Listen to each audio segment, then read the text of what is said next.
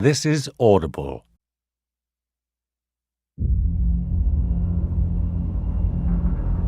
The sea, it sings. Do not heed the singing of the sea. Follow only the Emperor's light. Never the song. Only the light will lead to refuge. Never the song. Aradash Rowe of House Dovar is dimly aware of the ache in his hands from holding tight to the arms of his throne, of the blood painting its way from his nose to his mouth. He tastes iron, not just from the blood, but from the ship, from the bones and skin of the Fortune's favor as the warp tides thrash against her. Do not heed the singing of the sea. Follow only the Emperor's light. Only the light will lead to refuge. Dovar tastes more blood then. It is warm at first, but cooling fast, turning to crystals on his skin. His eyes sting, all three of them, as the Empyrean kaleidoscopes before him. Do not heed the singing of the sea. Navigator! Dovar! Answer me! He hears Captain Ark's voice, but he cannot heed her. Not now. She is distant, like the cold and the blood and so much else. It is all being drowned out by the song, growing louder and louder and louder. He is afraid that he will lose the light, so Dovar reaches for it with his mind and his sight. He even uncurls and holds out his aching hands. Dovar is the sole heir of his house. He was born to ply the tides, and he will not fail and die. Not here. Not on this ship of wastrels, for the sake of a handful of throne gilt. Follow only the light, never the song. Dovar finds it again, the light. A tiny pinprick, like a distant star. The tides roll high and dark and strong around it. Shapes like faces leer from the waves, and the taste of blood is overwhelming. Dovar focuses on that tiny light. He cannot breathe.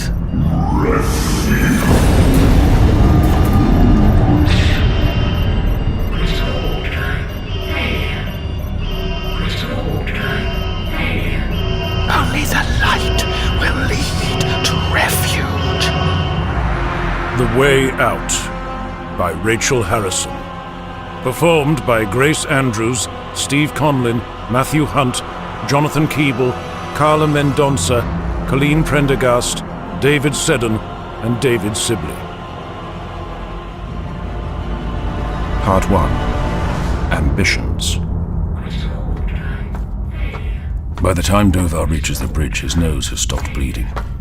He has to lean on his staff to walk, though, and his eyes still sting. All three of them. Captain Karina Ark is up on her feet, as she is more often than not when on the bridge. She drums her fingers absently against the hilt of her saber. I want to know where the hell we are right now. Ark is scowling too. Something else she does more often than not. Helm, report our location. I can't, Captain. Our location is unclear. Unclear? We are somewhere, Varro. Everything is somewhere. There is nothing I can do, Captain. The favor is blind. Auspex is fouled. It returns naught but falsehoods and echoes. So use your own eyes if you have to. Consult the charts. Open every long-range vox band and listen. Broadcast out if you can. Just get me an answer. And will someone please shut off those damned alarms? Suma, I'm looking at you. At once, Captain. The engine seer hums as she settles by the main cogitator bank. Neural cabling slithers from beneath her heavy robes and locks into sockets mounted on the face of it. The moment of connection makes the muscles misfire in the human part of Suma's face. Her lip curls. Despite that, she keeps humming. She says that it soothes the Fortune's favor. It does not soothe Dovar. Not one bit. That's better. If it were repaired, it would be better. This is merely quieter. Captain, you called for me. Ark turns that oft-present scowl on him. It pulls at the honor scar on her right cheek that she can only have earned losing a jewel. I want to know why you dropped us from warp with no warning. The failing was not mine. That honor belongs to this wreck of a ship.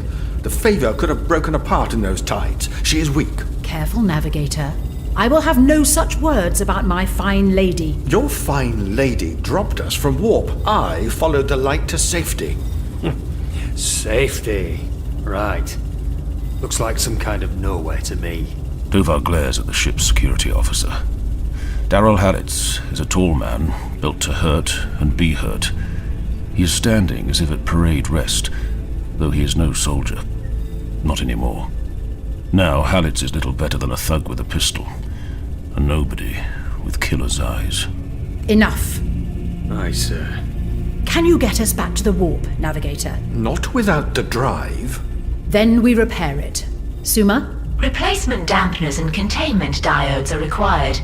They were burned out by an excess of Imperianic feedback. Can you do it? Yes or no? No, we do not carry replacement dampeners nor containment diodes. Of course we don't. I do not see the reason for laughter. Of course you don't. The Favor is more human than you are. Factually incorrect, Sergeant. My body is composed of 56.4% organic components. The Favor's only organic component... Dovar looks out into the void.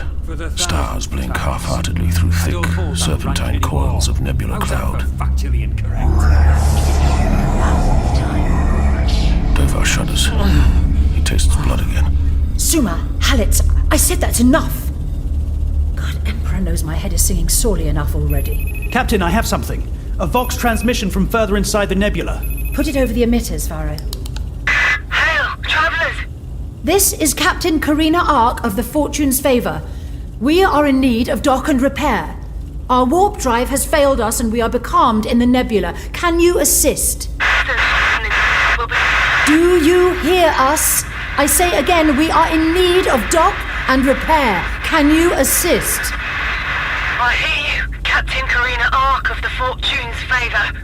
Assistance will be given gladly. Coordinates to follow. It is easy to lose yourself in the nebula. Do not stray from the path I give you. Understood. And where exactly is it that we are heading? Watch Station 15A, Barthes Sector. Those who pass through call us Refuge. Refuge. Well, Navigator, it seems that you were right. You did find us some kind of safety. All that Dovar can do is nod, because he has found much more than safety. It cannot be coincidence, the name of this place. It is significant. The tides might thrash and churn, but the sea always leads somewhere. Dovar has always wanted more. More than the Fortune's Favor, plying trade lanes and running pilgrimage routes. More than Ark and Halitz and Suma and the rest of them. He is Aradash Ro, sole heir of House Dovar, and he will have his due.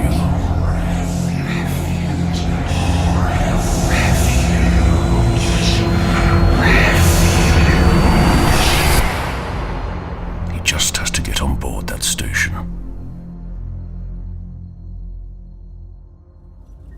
Refuge Watch Station is a 1512 Jupiter pattern, a central spire surrounded by a series of habitable rings. It is an old design, and to engine seer Loni Suma, quite beautiful. Void tarnished glassaic glints in its arched viewports, all of which, save for a handful, are dark. There are berths for 2 ships, but they both lie empty with their umbilicals retracted. Suma suspects minor-degree power failure. Perhaps some void lock. It does not diminish Refuge, though. Not one bit.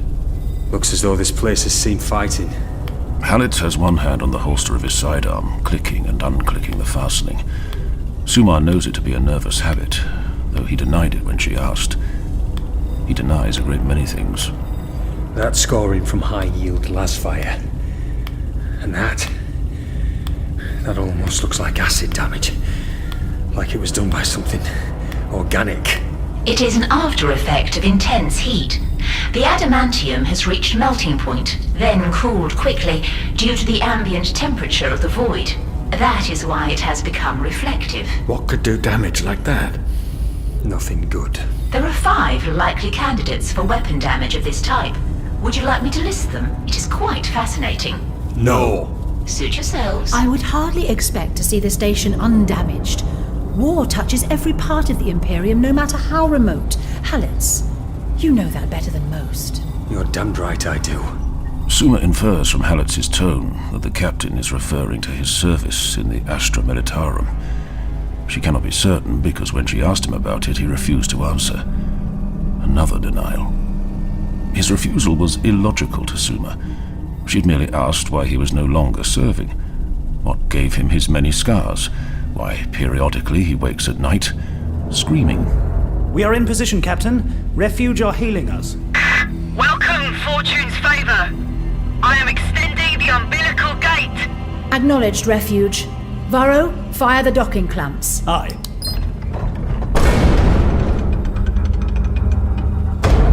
Umbilical connection is reporting secure. We are tethered, Captain. Halitz and Suma, you're with me. I don't want to be here longer than we have to.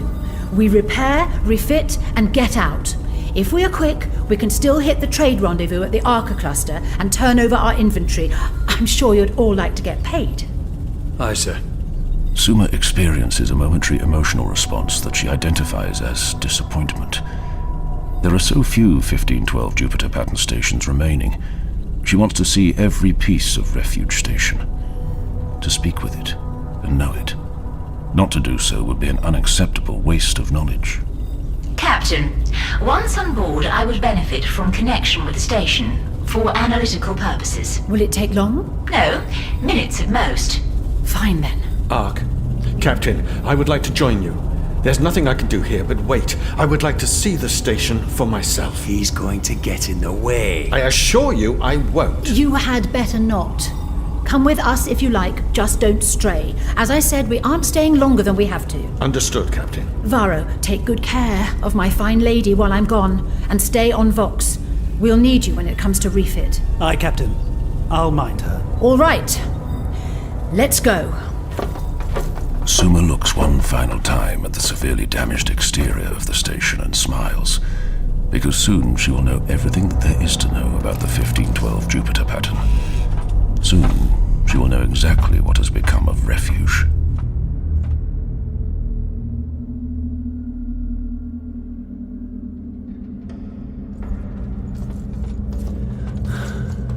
I don't like this. This place is dead. The corridor that stretches out in front of Dar al Halitz is narrow and dark. The deck underfoot is tarnished and there are pools of black water collecting in the corners. Disconnected cables hang in clumps from the arched ceiling. For a moment there could as well be stalactites, and this could as well be a cave. A cave like on Verdia Prime, where there were too many of those things to kill.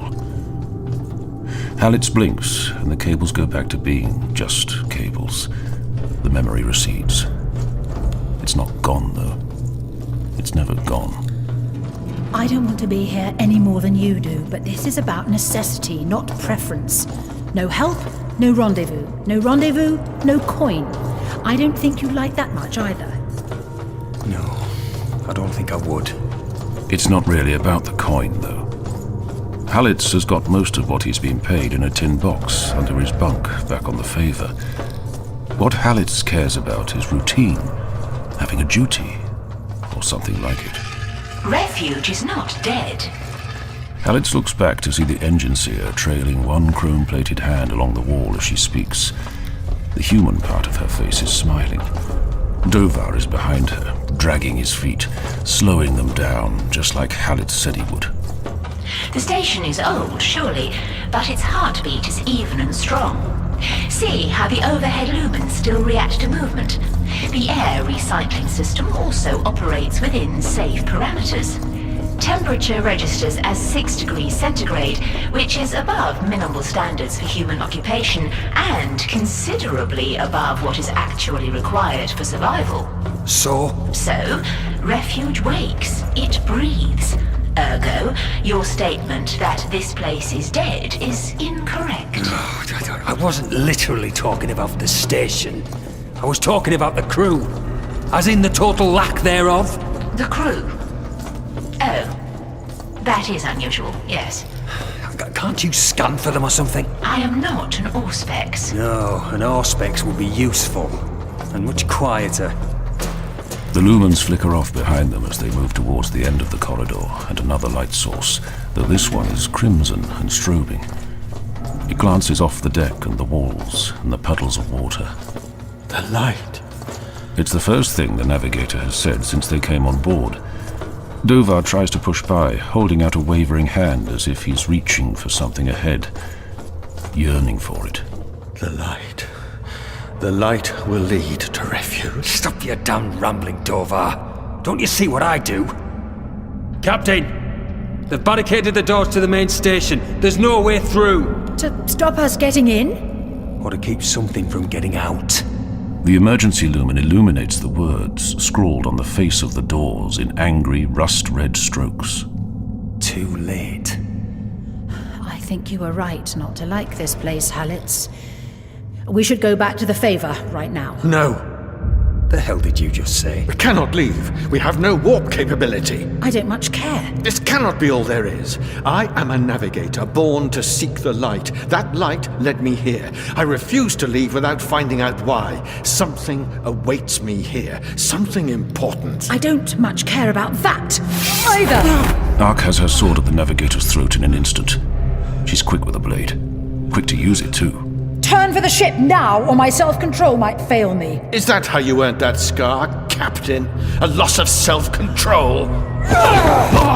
Next time I'll do more than just knock you down, Navigator. Halitz, you're on point. Suma, drag this sorry creature with us. We are leaving. We cannot leave, Suma. Let me go, damn it! Take your base-born hands off me!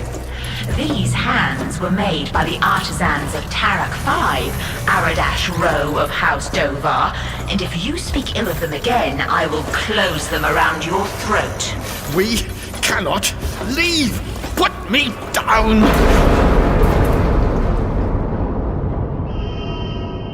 Stay behind me! I don't bloody think so. If they so much as touch my ship! No! The damn bulkhead is sealed! Suma, find a way to get the bulkhead open now! There's no point. The umbilical tether is gone. We can't get back to the Favor.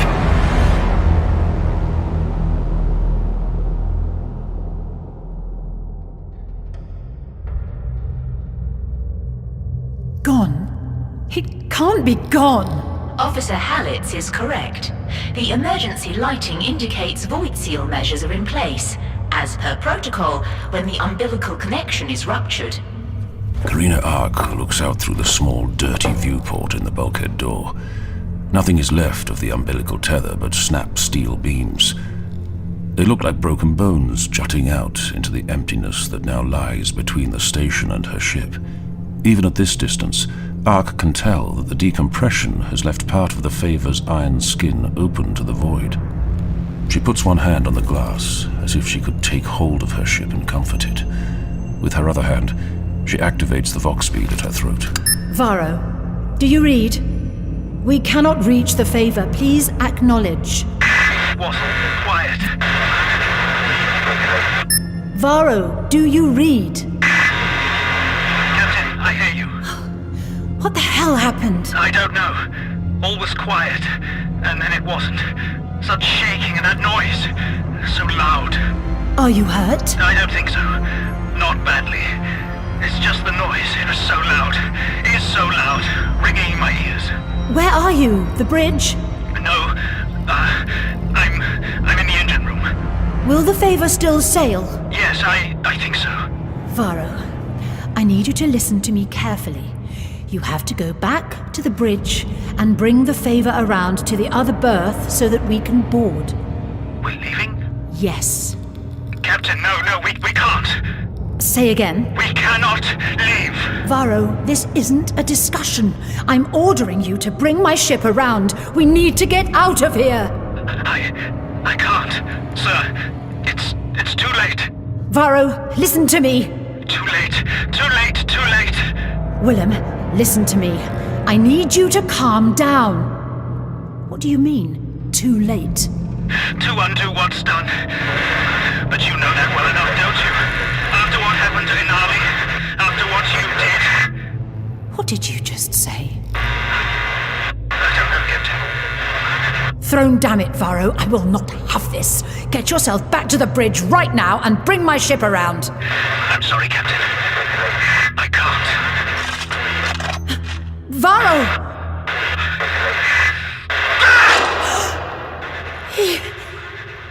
He just shot himself. Captain, the ship!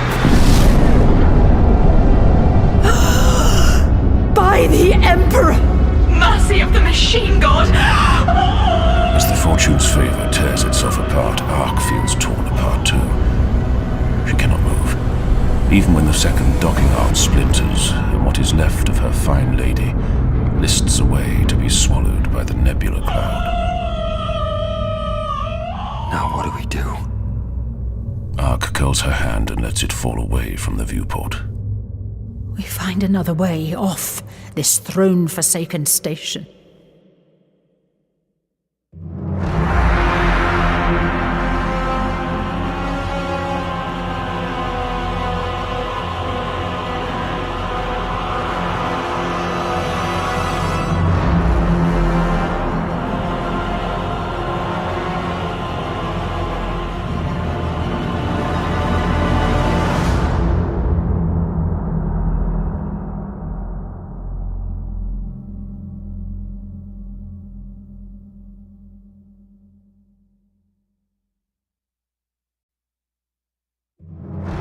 The Way Out by Rachel Harrison.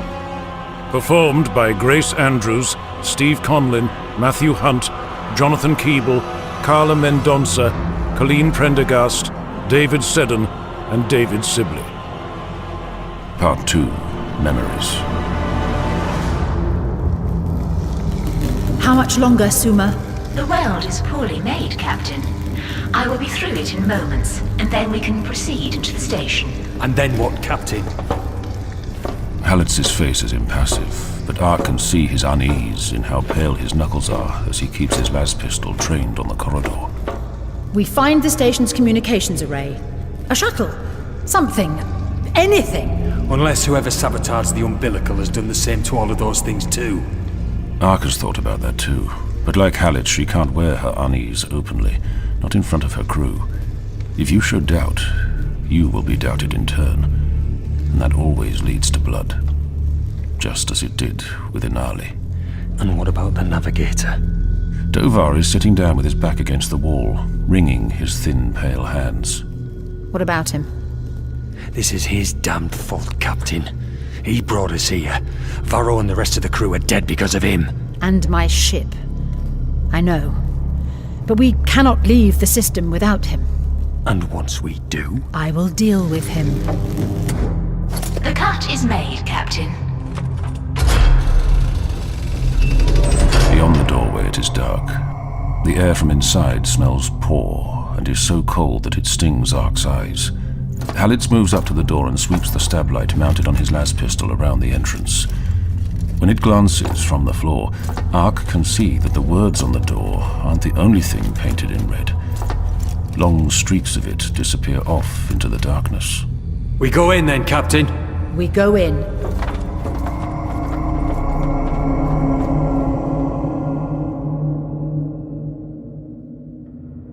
Hallett can tell when they are nearing the dead by the smell.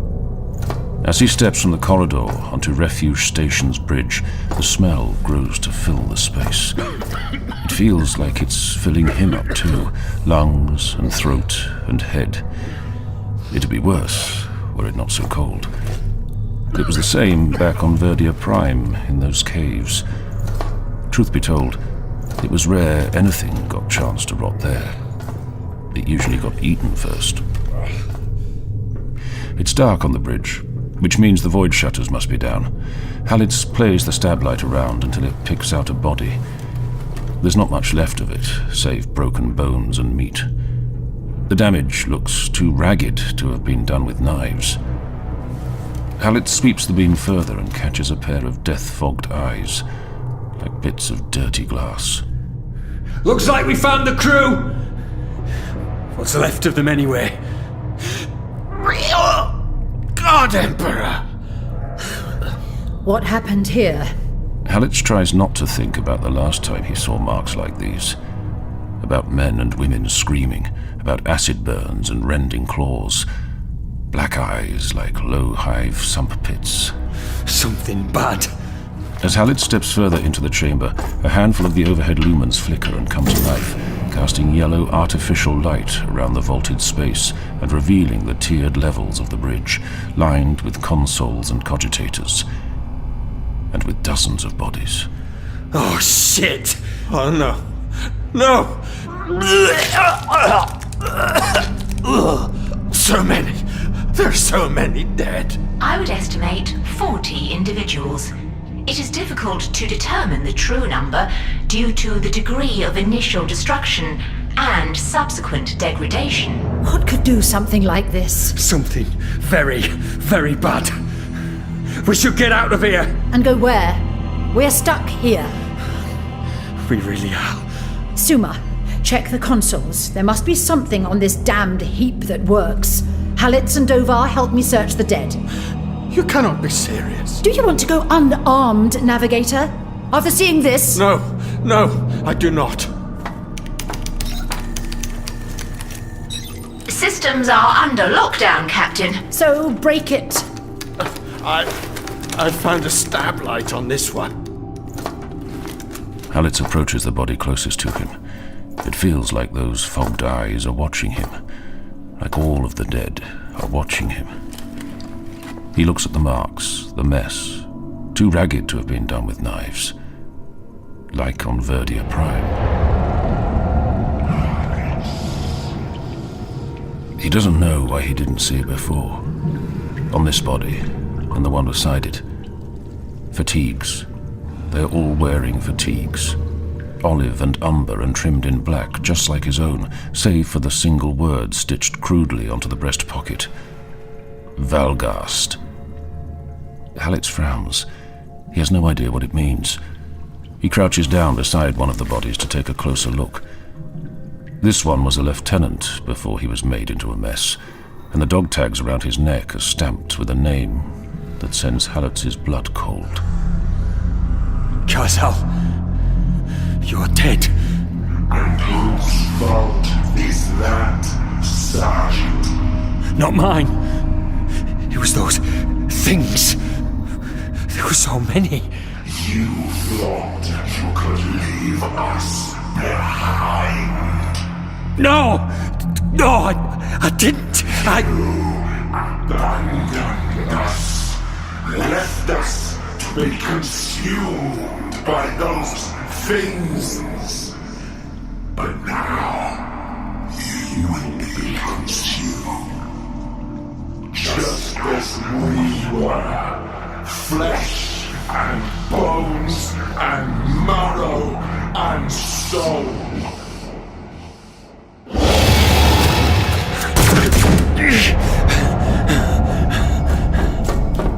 Hallett! What the hell are you doing? Hallett blinks and looks again at the body at his feet, the one he just fired on. He sees that it is wearing coveralls, not fatigues, and that there are no dog tags. It isn't Kazal. Of course it isn't. He left Kazal looking up at the roof of the cave with his death-fogged eyes back on Verdia Prime. I saw something. I heard something. What?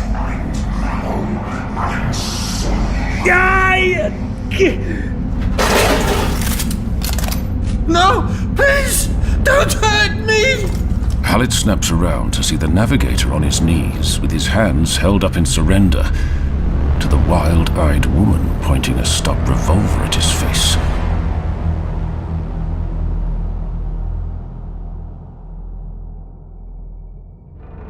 Whoa, easy there. You pull that trigger and I'll do the same. I bet you anything I'm quicker. Drop your weapons! I'll kill him! I swear it! I'll kill the lot of you! You. It was your voice over the Vox. You promised us safe harbor and then you blew my ship to hell. The ship? It's gone. Don't play the fool with me. You're the only person on board this ancient wreck. It had to be you. No, it can't be gone! Damn it! Damn it! Oh, please. You think that performance will save you? You killed my ship! Halitz, shoot her. No, I swear, I did nothing to your ship. I called you here. That part is true. I had no other choice. Why, in terror's name, would I destroy the only chance I had to escape? It does seem illogical. Shut up, Suma. Tell me then, if you didn't kill my fine lady, who did? The woman glances at the dead. Her eyes are pale blue like glitter crystal, and surrounded by streaks and spatters of old blood. Your crew. The same way my crew killed each other. Tried to kill me. Varro did indicate he was in the engine room in the moments before the explosion. I thought I told you to shut up. That would explain why he chose to self-terminate. I won't say it again, Suma. Understood. The same thing happened to my crew. They turned on one another like animals. Why? What could make them do that?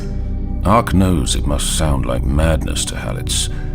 Life in the Guard promotes loyalty, solidarity, honor. Not so life at sea.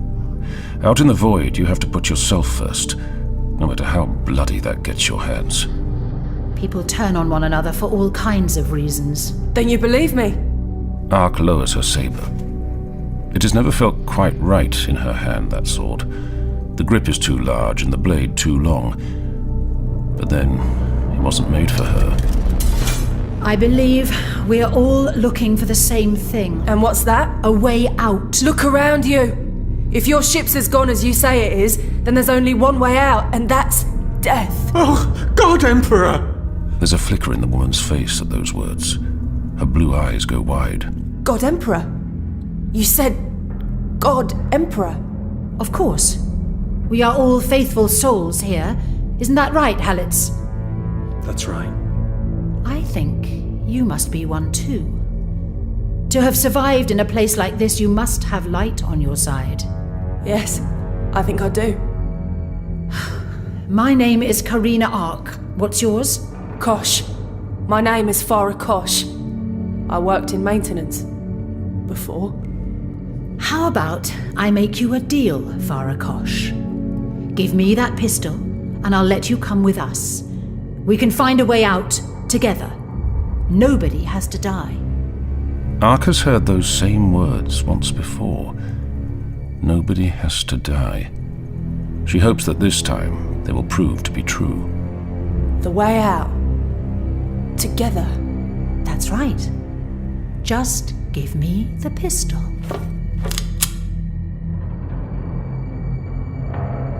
All right, we have a deal. Here, take it. Good call. I'm sorry for what I did. It's this place. What happened here? Here, sir, let me help you to your feet. I do not need your help, and my title is not Sir. My name is Aradash Rodova, Tide Tamer and heir apparent to the Great House Dovar. You're a navigator. More like a liability. He's the one who led us here in the first place. I told you before, and I will keep telling you. I followed the light. Shut up, the pair of you, for throne's sake. Kosh, don't bow and scrape to the navigator. His ego is vast enough as it is. Loni Suma, engine seer with 3rd tier seniority clearance. That is my name and role, as we seem to be exchanging data. I do not see the reason for laughter. Of course you don't. I think that will do for introductions. I, for one, have had it with the stink of this place. Kosh, Refuge must have a communications array? It does, but there's no way it can broadcast beyond the nebula. The signal isn't strong enough. I'm sure Suma can do something about that. What do you think, Engine Seer? Highly probable, if I can access the array directly. I can take you there. It's in the station's upper levels. Then let's make good on our deal and find our way out. Together. Aye, together.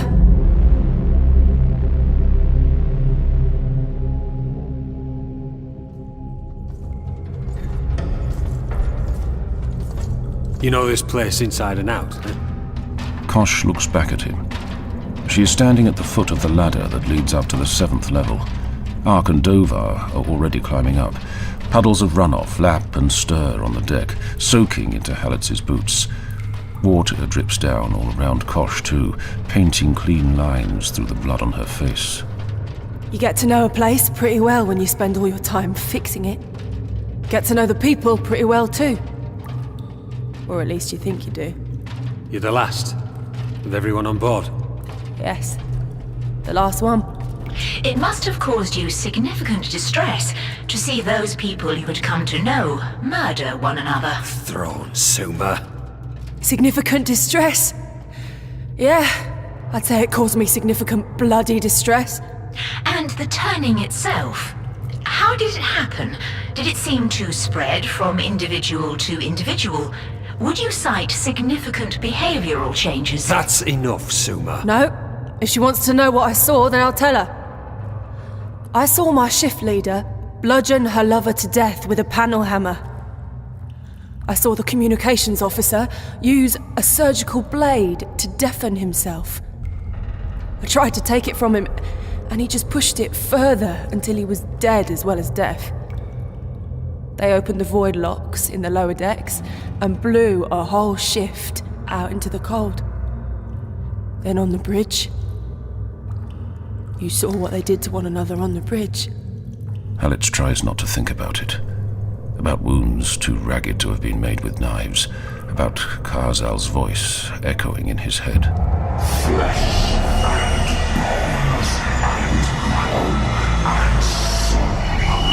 Halitz shakes his head to try and clear it, and the world turns around him. He has to put his hand on the wall to stay upright.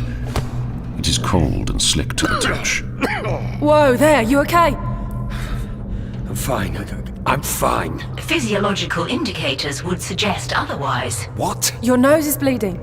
Halitz puts his hand to his face, and his fingers come away bloody.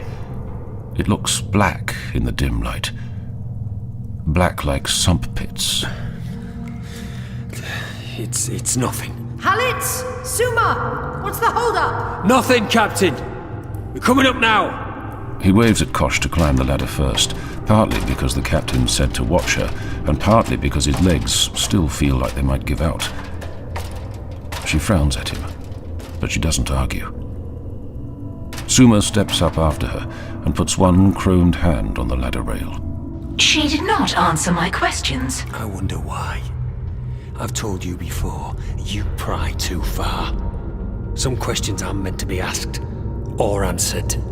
Suma is quiet for a second, and Halitz could swear he can hear cogs turning in her head. Illogical, Daryl Halitz. She turns away and starts to climb the ladder after Kosh and the rest. Questions exist to be answered.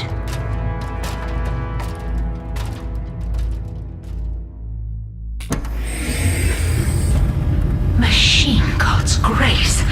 Such a sight.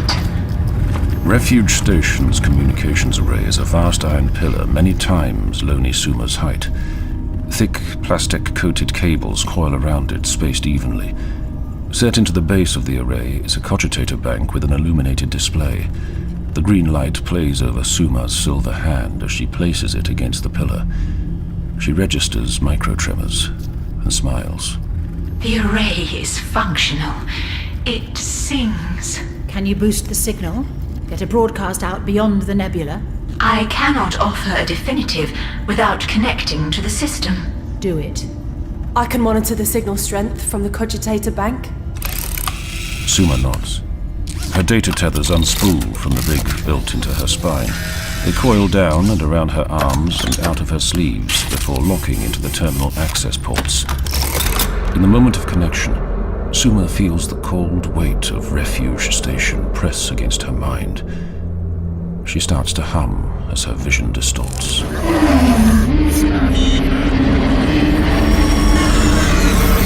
Connection established. I'm ready. Go carefully, Suma. Suma can hear the captain's words, but she cannot see her. She cannot see any of them now. She sees what Refuge sees through a multitude of picked captors and vid feed logs. She feels what it feels. The cold void against her skin, and ache and thrum in her bones. The nebula cloud wreathes her, and Suma's throat grows tight. She tastes iron. Her chest aches. Refuge is in pain. Performing system analysis. Docking berths Alpha and Beta showing critical failures. Lockdown procedures are in effect. Decks 20 through 25 are under void seal protocol due to hull breaches and fire containment. Gravity and atmospheric control has failed on level 27. Core temperature below freezing. Redirecting power from non-critical systems to boost communications range. Deactivating non-essential lighting on all decks. Throne, it's dark. You and I think of non-essential very differently, Suma. Enhancing communication signal strength. Signal boost is at 10%. While power drains from across Refuge Station, Suma divides her attention and looks back at the core. The ache in her chest becomes more acute. Core temperature below freezing. Core temperature reading is an impossibility. Ambient temperature must be at least 40 degrees centigrade while the main reactor functions. Signal boost 20% complete. Noting breach in operational protocols. All bulkhead doors in the vicinity of the core are locked open. Illogical. Don't worry about the damned bulkhead, Suma. Just focus. But Suma is focused. She switches through the vid feeds at the station's core. The lenses of the captors are frost-fouled and mist crawls along the bottom of the frame. Every light down there should be off, but nonetheless, there remains enough to see by. Illogical. Captain, something's wrong. She's bleeding. She's bleeding a lot. Should I pull the plug? No, please, I am close. Signal boost 40% complete. Work quickly, Suma. 30 seconds and I'm disconnecting you. Do you hear me? Acknowledge. The vid feed switches again to show Suma the core. At first, all she can see is the mist wreathing the captor's lens, like the nebula cloud wreathes the station. What do you seek, Lone Suma? Signal boost at 55. A shape resolves from the mist. Or it is the mist. Suma cannot be certain, which frightens her. She tries to pull away.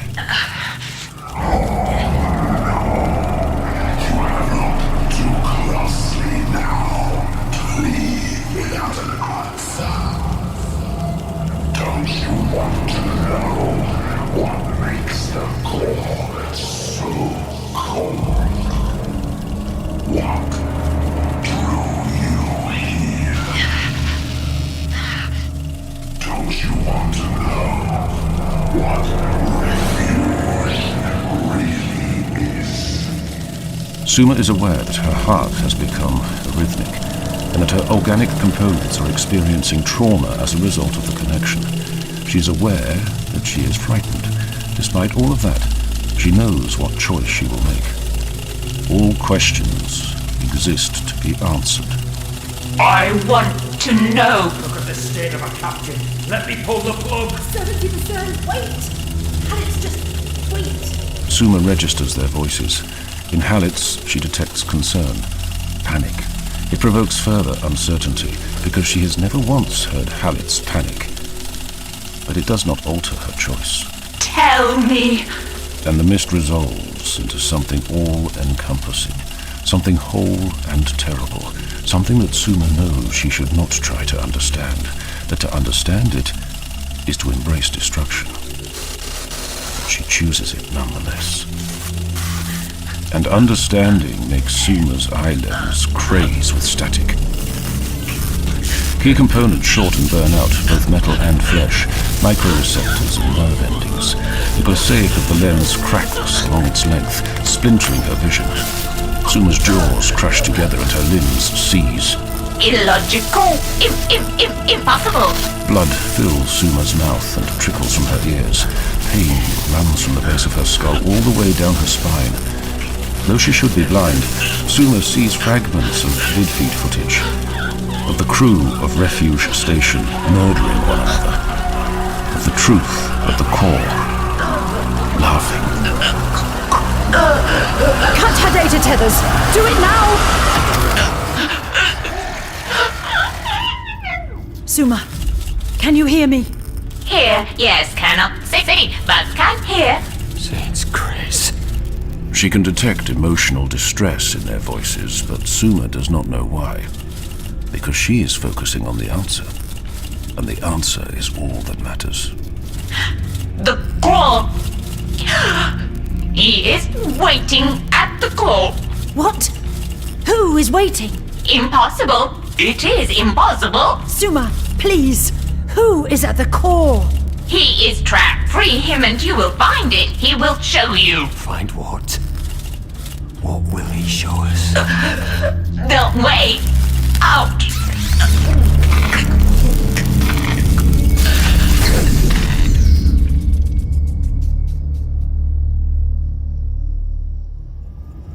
Dovar looks down at Suma's body and the blood that has pooled around her on the deck.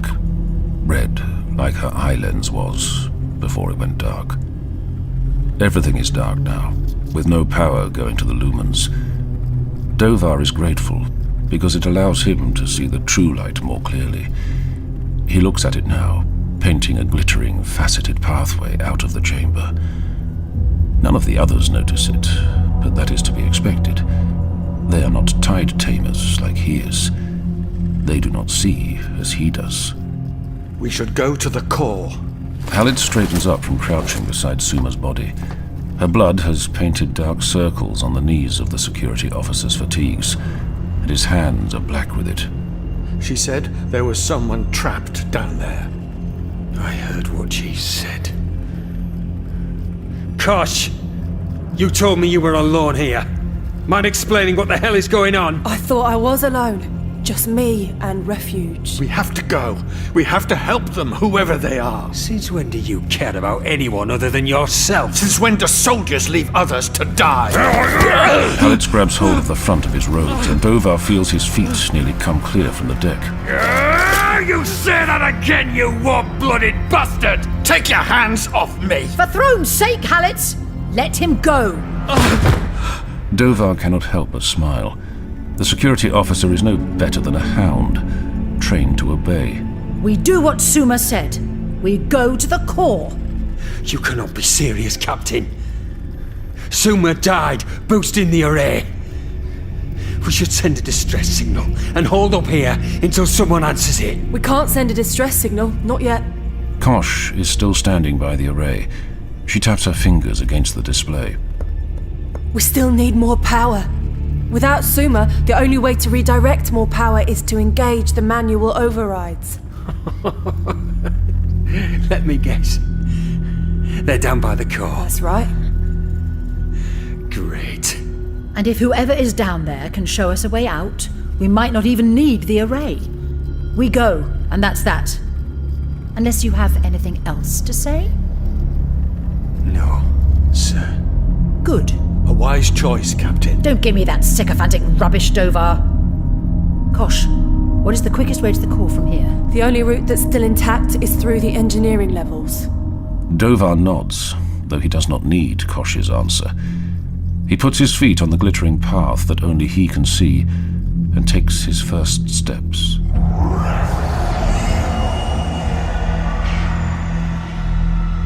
Dovar smiles because he was right. This is meant to be. His destiny awaits. Refuge awaits.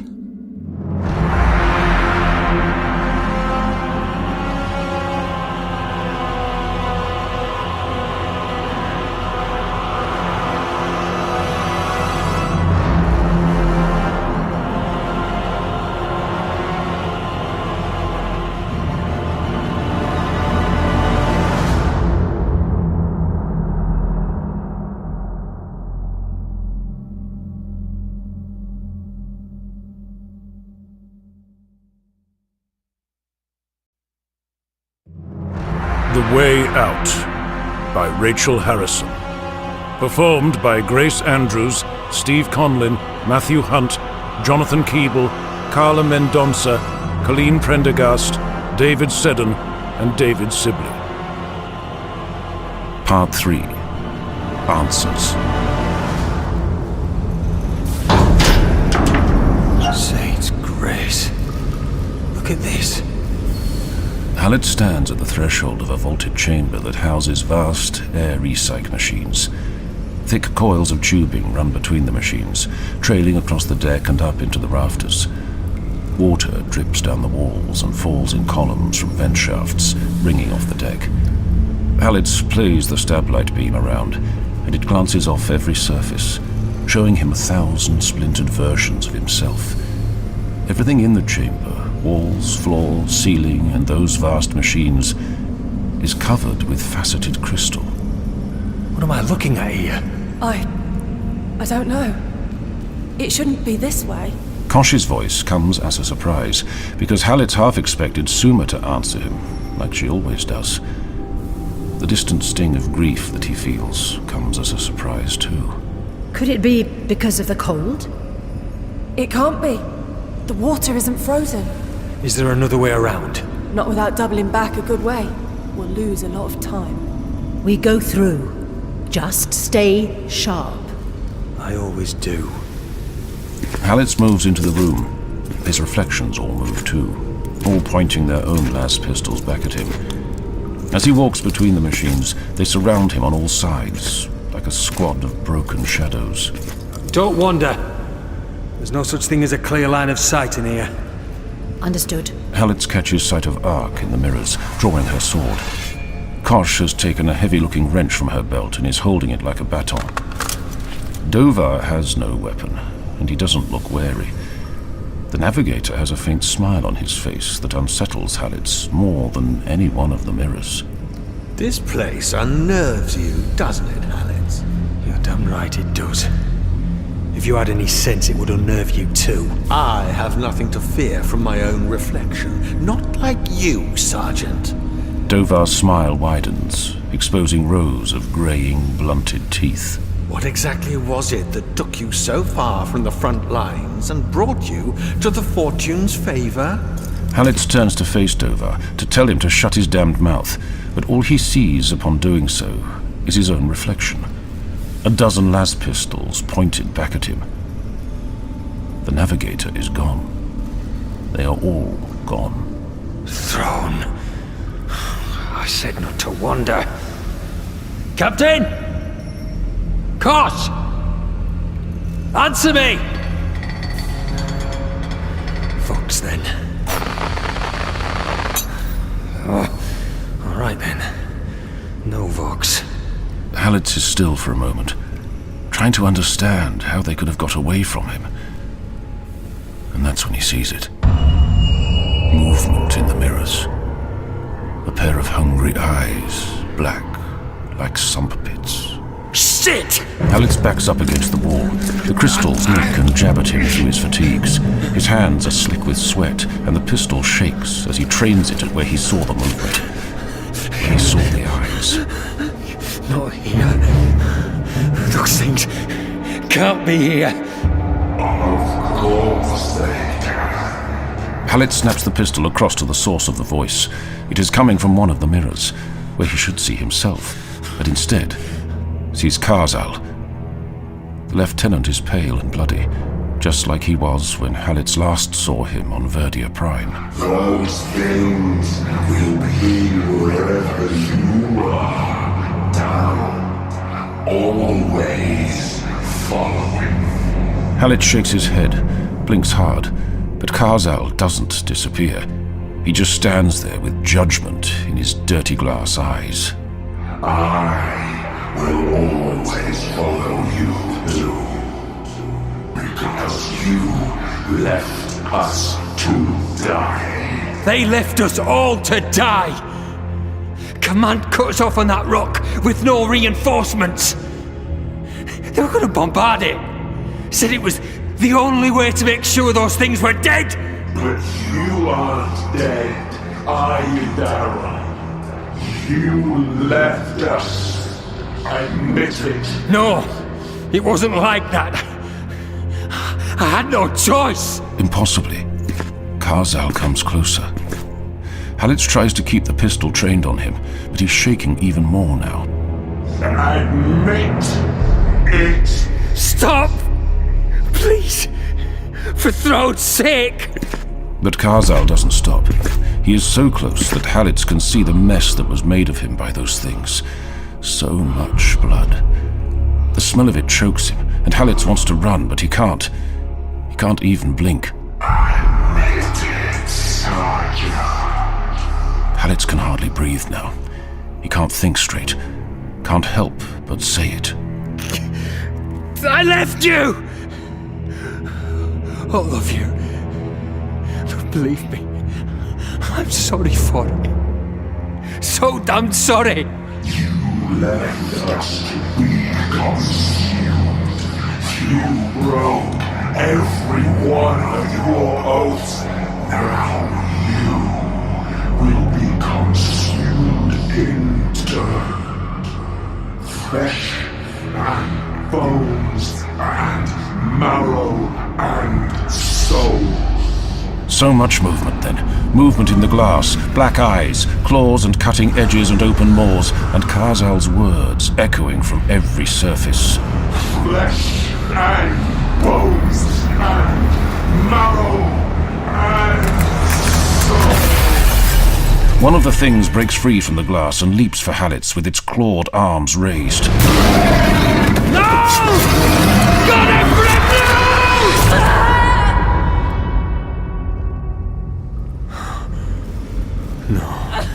Farah Kosh lies in a crumpled heap at his feet, surrounded by shards of mirror crystal. The 3 las wounds in her chest send spirals of smoke into the air. Kosh is still breathing, or trying to, but it just pumps more of her blood onto the deck around her. Halitz sinks to his knees. Oh, no, gosh. I didn't see you. I didn't see you. Told you. What? This is it. The only way out.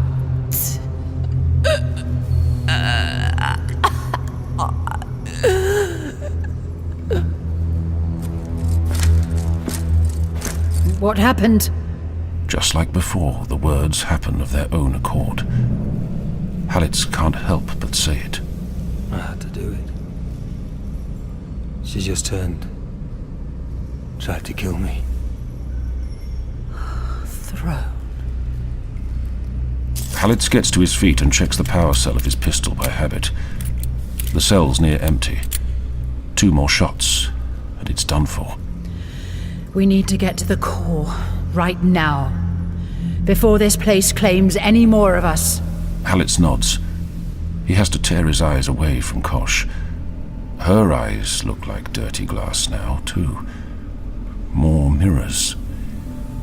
He finally takes a proper look at Ark and realizes something. Where is the damn navigator?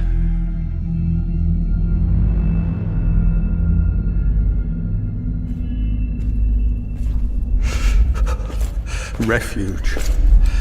Only the light will lead to refuge. Dovar's path of light is so bright now, so terribly achingly bright, it sears his eyes, all 3 of them. He cannot stop the smile that pulls at his face, though his teeth ache from the cold air. He's so close. Only the light. The light will lead to refuge. He follows the last set of stairs downwards. The light flows down them like molten silver, glimmering through the mist. He is aware that he left the others behind, but he does not care. They do not deserve what awaits. They are not tide tamers. They are not chosen. He is Aradash Ro, last scion of House Dovar, and he will have his due.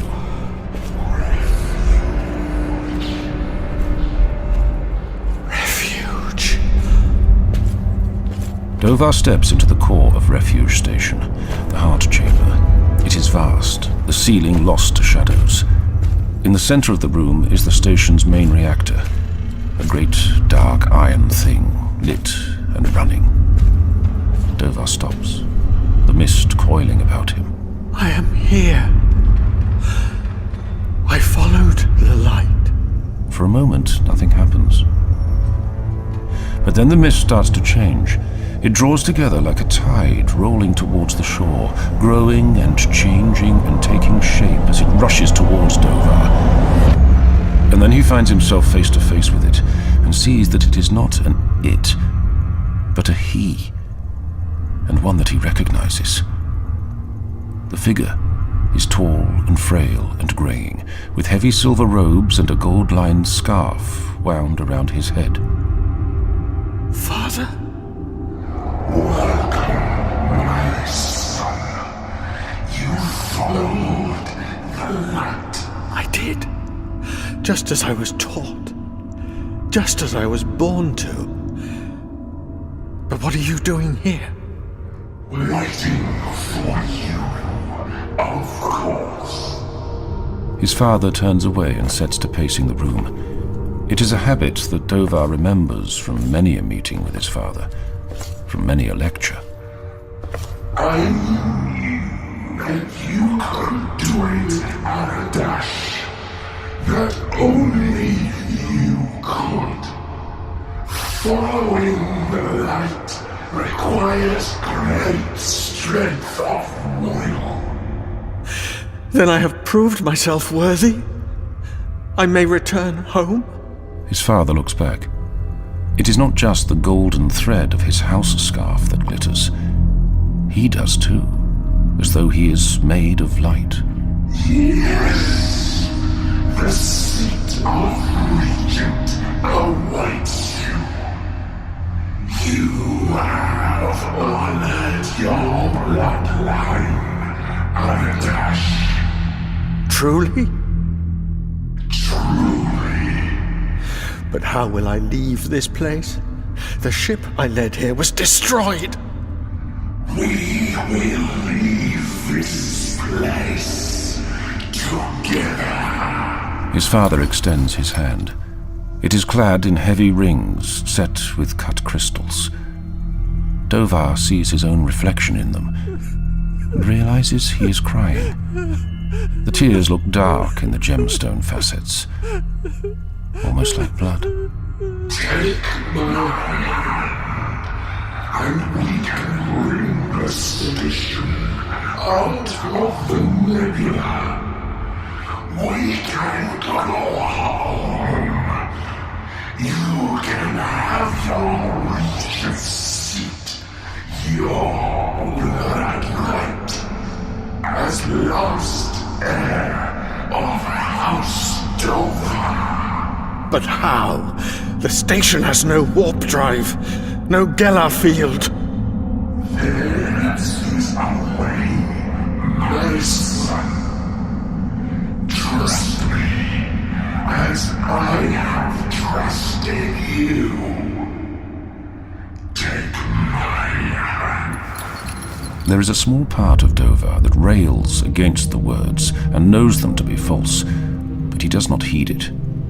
He folds it small and crushes it, buries it, allows the larger blissful part to take over, because he is finally getting what he has always wanted: acceptance, honor, to go home. Yes. My blood right.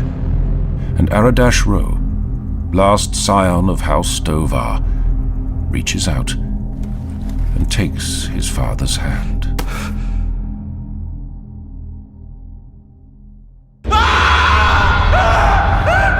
It's Dovar. We have to move. Ark runs through the mist with Halitz at her side. She follows the sound of screams, holding tight to her sword. When she reaches the stairs, she takes them two at a time, and at the bottom, she sees why Dovar is screaming. Oh no. Saint's grace! Something has hold of the navigator. A great shadowed shape that is at once solid and flickering. It is swallowing him up, suffusing him. Fog coils from Dovar's eyes and his mouth, and his limbs tremor in seizure. The way out. This is the way out. Dovar! I can go home. God, Emperor. At those words, the something notices them both. 9 eyes, bright as flood lamps, turn their way. Not again! Not here! Ark's world narrows to a point, to the figure standing in front of her, who was not there before. Hello, Karina. Captain Sato Inali looks just as he did on that day. The day she made the choice that changed everything. He has that same warm smile. A trusting smile. Sato? No. It's not you. This isn't possible. Inali moves closer, and Ark catches the scent of half-bloom tobacco and gun oil. She used to find that scent comforting, but now it turns her stomach. It is good to see you, Khan. Don't call me that. Don't use that name as if you are him. You aren't. This isn't real. Do you remember sitting on the bridge and watching the void come? Smoking, laughing, singing songs? Ark remembers. Of course she does. She also remembers that she kept the habit right up until the day she made the choice. Otherwise, he would have suspected something. Did it hurt you at all, I wonder? What you did to me and my crew? To my ship? You were hurting the crew, Sato. You were hurting me. His face falls a little, and as it does, Ark tries to remind herself that this is not real, that he is not here. I couldn't let you keep her. You were leading us aground, Sato. You had pledged us badly. Pissed off the wrong contacts. It had to stop. You were beaten, Kar. I had already won the duel and given you the mark. You should have surrendered. That is how it works. Not for me. Not for the favor. She remembers it then. The sting as he cut the mark of defeat into her cheek. His smile, which had been warm even then. Trusting. So trusting. I told you, nobody had to die, but you betrayed me to take what you wanted for yourself. Do you feel no guilt? Of course I do! Every damn day! You were everything to me, Sato. Everything I wanted to be. But it's like you told me. When you're out in the void, you have to put yourself first! Ark draws the saber in one smooth motion, the one that was once his. She drives it through Sato Inali's chest for the second time, right to the hilt. No matter how bloody that gets your hands. For the second time, Inali dies in her arms. Ark sinks to her knees, feeling his blood soaking into her clothes. A tear rolls down her face and she blinks it away, and then Inali is gone, and she is left holding nothing but the saber. Ark turns to see Hallex with his back against the wall. He is clawing at his own face with his hands, the las pistol lying beside him. Ark crawls towards it. 1,000 horrors cycle before her eyes. She hears the screams of those she has killed and sees the families mourning the dead. She sees Varro take his own life, the favor splitting along her seams, then last of all, Inali once more. Not dying, but sitting beside her on the favor's bridge, saying the words that cemented her plan to mutiny, the words that got him killed. The favor is so much more than a ship, Karina. She is freedom. Ark gets her hands on the pistol and points it at Dovar and the thing that has hold of him.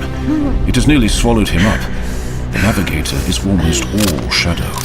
Shoot, please. It wants to use me to get out. To feed. The pistol shakes in her hands. Emperor's tears! Ark pulls the trigger. The first shot punches right through the shadow without harming it. The second punches right through Dovar's skull, through his navigator's eye. The shadow drops Dovar. Its floodlamp eyes go out one by one, and then it boils away altogether, blowing clear like smoke from a fire. Ark drops the empty pistol. Get up, Karina. Get up.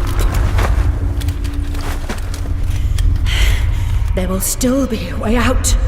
We just have to get to the overrides and send the distress signal. Someone will come. Ark turns at the sound, and her heart sinks to her boots. She runs to the bulkhead door and slams her hands on the glaciac of the viewport. On the other side, Halitz looks back at her. His face is a mask of blood from where he has clawed at it. Halitz! What are you doing? Open the door! That's an order! Throne, damn it! Open the door! She sees the conflict in his face, the want to do as she says, to obey. Then she sees him bury it. No. I can't open it. Those things will get out. Ark thumps the emergency override for the door. Nothing happens. On the other side of the glaciac, Halitz holds up a torn handful of cabling. Smoke curls from his burned hands. It has to stay closed. Halitz, please! He puts his free hand on the glaciac for a moment. His eyes are wide and dark. I'm sorry, Captain. He turns away from her without looking back. Stop! Come back! You throne-forsaken traitor! Come back! Halitz! Don't leave me. Please. Ark turns and rests her back on the door. She sinks down until she is sitting and rests her bloody, broken hands in her lap. She can do nothing but watch as the mist starts to reform around her.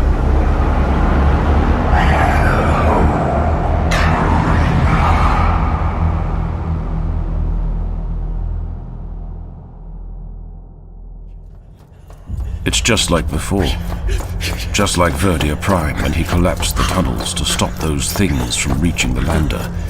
If just one of those things had made it on board, that'd be it. Everyone, everything dead. It was the right choice. He had to do it. Trade the few for the many. Trade a few for yourself. I had to do it.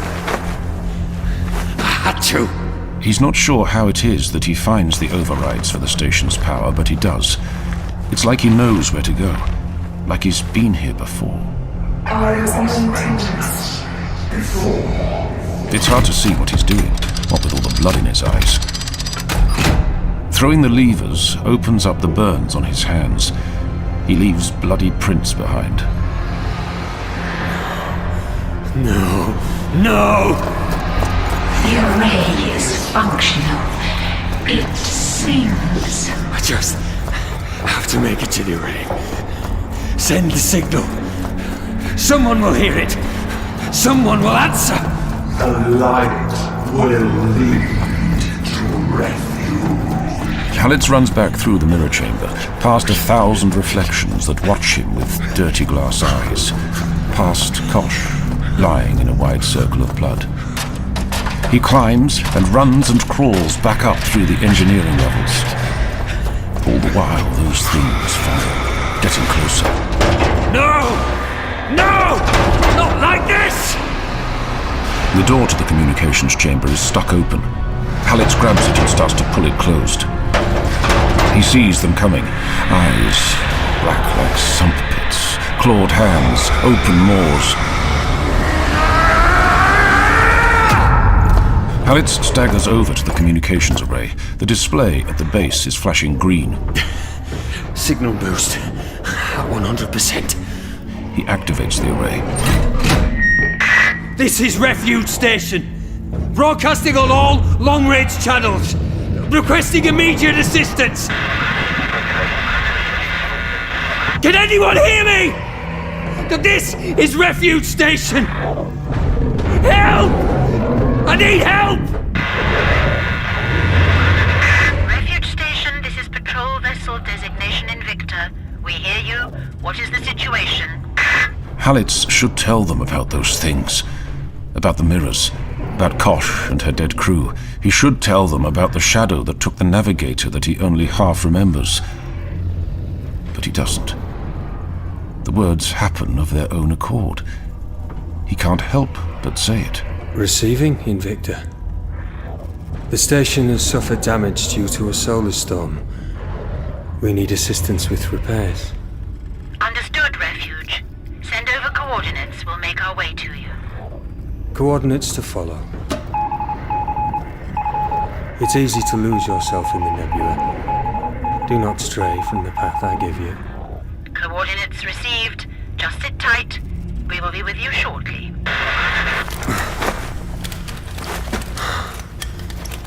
That's it. He sits down heavily on the floor of the communications chamber, with his back against the array. The clawing at the door has stopped.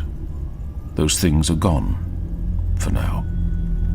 They'll be back, but it doesn't matter, because the Invictor will be here soon, and he'll have it. The way out.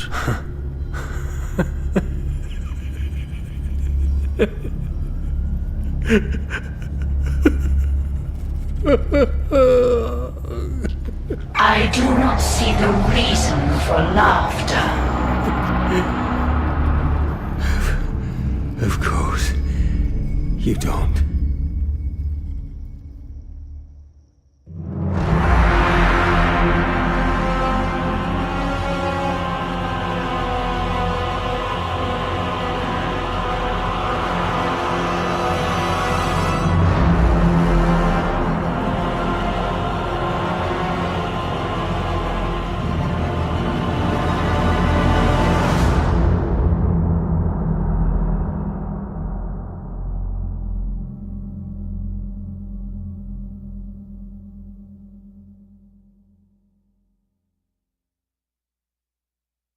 Audible hopes you've enjoyed this program.